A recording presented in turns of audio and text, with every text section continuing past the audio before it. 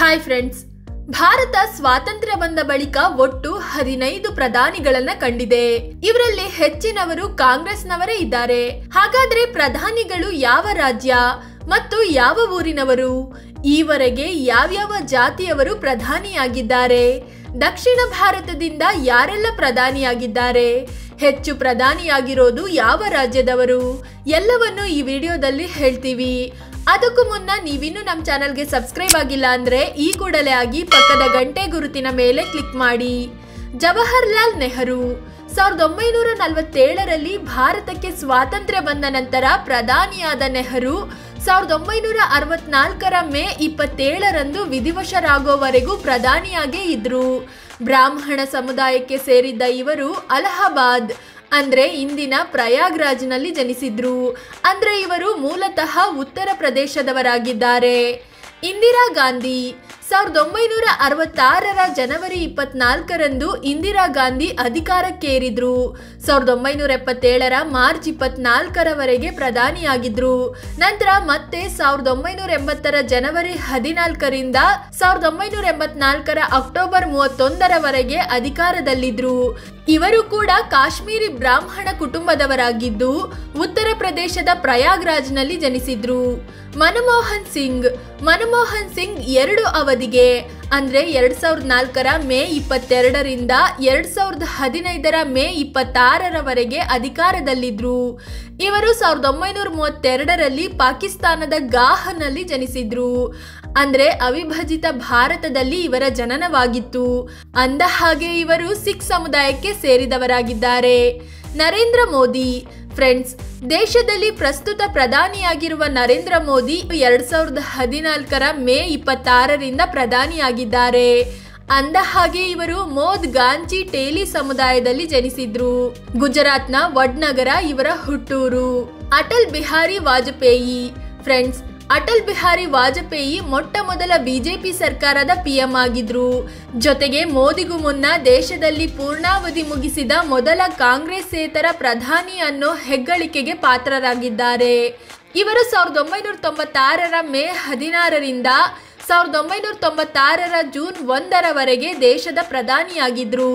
ನಂತರ 1998ರ ಮಾರ್ಚ್ 19ರಿಂದ 2004ರ ಮೇ 22ರವರೆಗೆ ಪ್ರಧಾನಿಯಾಗಿ ದೇಶವಾಳಿದ್ರು. ಇವರು ಬ್ರಾಹ್ಮಣರಾಗಿದ್ದು ಮಧ್ಯಪ್ರದೇಶದ ಗ್ವಾಲಿಯರ್ನಲ್ಲಿ ಜನಿಸಿದ್ರು. ರಾಜೀವ್ ಗಾಂಧಿ ಇಂದಿರಾ ಗಾಂಧಿ ಹತ್ಯೆ ಬಳಿಕ ಅರ್ಜೆಂಟ್ನಲ್ಲಿ ಪ್ರಧಾನಿಯಾಗಿ ಪ್ರಮಾಣ ವಚನ ಸ್ವೀಕರಿಸಿದವರು ರಾಜೀವ್ ಗಾಂಧಿ. 1984ರ ಅಕ್ಟೋಬರ್ 31ರಿಂದ 1989ರವರೆಗೆ ಪ್ರಧಾನಿಯಾಗಿದ್ರು. ಇವರು ಕೂಡ ಬ್ರಾಹ್ಮಣರಾಗಿದ್ದು ಮುಂಬೈನಲ್ಲಿ ಜನಿಸಿದ್ರು. ಆದ್ರೆ ಇವರು ರಾಜಕೀಯ ಬದುಕು ಕಟ್ಟಿಕೊಂಡಿದ್ದು ಮಾತ್ರ ಉತ್ತರ ಪ್ರದೇಶದಲ್ಲಿ. ಇವರು ಅಮೇಥಿ ಕ್ಷೇತ್ರದಿಂದ ನಿರಂತರವಾಗಿ ವಿನ್ ಆಗಿ ಬಂದಿದ್ರು. ಪಿ.ವಿ. ನರಸಿಂಹರಾವ್ ಕಾಂಗ್ರೆಸ್ ನಾಯಕ ಪಿ.ವಿ. ನರಸಿಂಹರಾವ್ 1991ರ ಜೂನ್ 21ರಿಂದ 1996ರ ಮೇ 16ರವರೆಗೆ ಪ್ರಧಾನಿ ಹುದ್ದೆಯಲ್ಲಿದ್ರು. ದಕ್ಷಿಣ ಭಾರತದಲ್ಲಿ ಹುಟ್ಟಿ ಪ್ರಧಾನಿಯಾದ ಮೊದಲಿಗರು ಈ ನರಸಿಂಹರಾವ್. ಇವರು ಆಂಧ್ರ ಪ್ರದೇಶ ಅಂದ್ರೆ ಈಗಿನ ತೆಲಂಗಾಣದವರಾಗಿದ್ರು. ಬ್ರಾಹ್ಮಣ ಸಮುದಾಯಕ್ಕೆ ಸೇರಿದವರಾಗಿದ್ರು. ಮೊರಾರ್ಜಿ ದೇಸಾಯಿ ಜನತಾ ಪಕ್ಷದಿಂದ ಪ್ರಧಾನಿಯಾಗಿದ್ರು.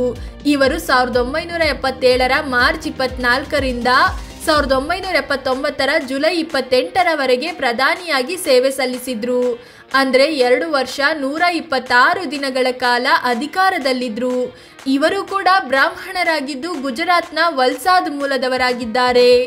ಲಾಲ್ ಬಹದ್ದೂರ್ ಶಾಸ್ತ್ರಿ ನೆಹರು ಅವರ ಸಾವಿನ ಬಳಿಕ ಲಾಲ್ ಬಹದ್ದೂರ್ ಶಾಸ್ತ್ರಿ 1964ರ ಜೂನ್ 9ರಂದು ಪ್ರಧಾನಿಯಾಗಿ ಆಯ್ಕೆಯಾದ್ರು. ಇವರು 1966ರ ಜನವರಿ 11ರವರೆಗೂ ಪ್ರಧಾನಿಯಾಗಿದ್ರು. ಇವರು ಉತ್ತರ ಪ್ರದೇಶದ ಮುಘಲ್ ಸರಾಯ್ನಲ್ಲಿ ಜನಿಸಿದ್ರು.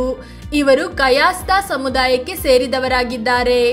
ವಿ.ಪಿ. ಸಿಂಗ್ ವಿಶ್ವನಾಥ್ ಪ್ರತಾಪ್ ಸಿಂಗ್ ಜನತಾ ಪಕ್ಷದಿಂದ ಅಧಿಕಾರಕ್ಕೆ ಬಂದ ಇವರು 1989ರ ಡಿಸೆಂಬರ್ 2ರಿಂದ 1990ರ ನವೆಂಬರ್ 10ರವರೆಗೆ ಅಧಿಕಾರದಲ್ಲಿದ್ರು.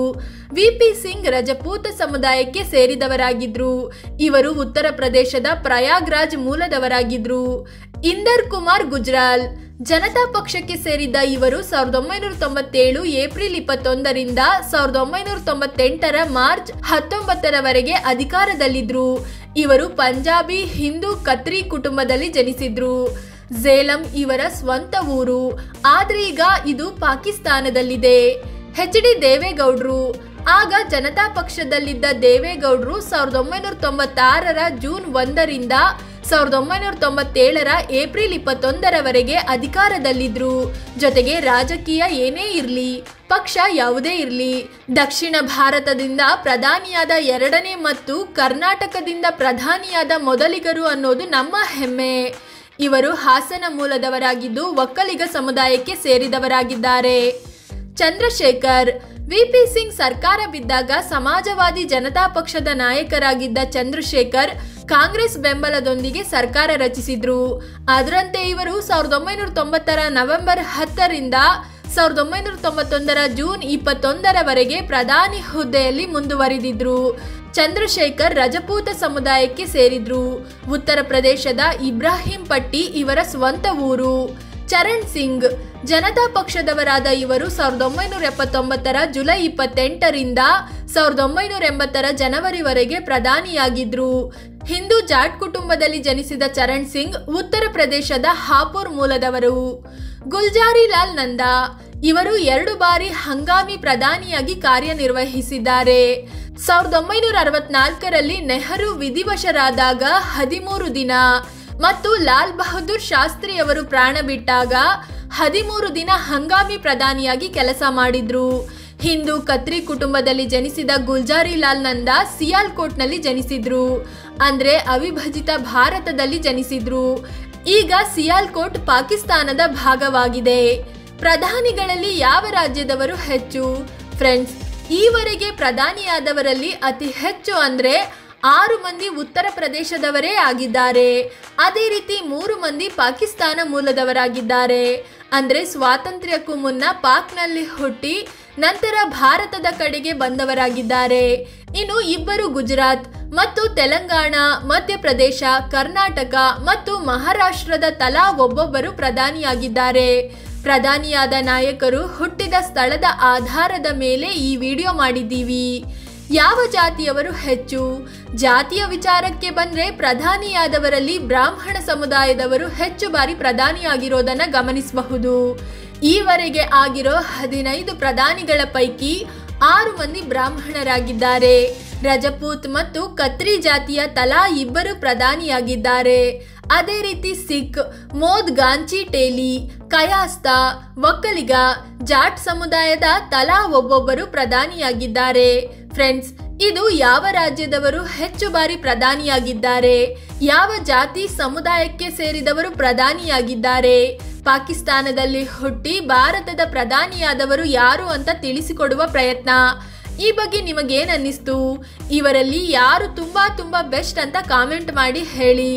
ಅದೇ ರೀತಿ ನೀವಿನ್ನು ನಮ್ಮ ಚಾನಲ್ಗೆ ಸಬ್ಸ್ಕ್ರೈಬ್ ಆಗಿಲ್ಲ ಅಂದ್ರೆ ಈ ಕೂಡಲೇ ಆಗಿ ಪಕ್ಕದ ಗಂಟೆ ಗುರುತಿನ ಮೇಲೆ ಕ್ಲಿಕ್ ಮಾಡಿ. ಧನ್ಯವಾದ.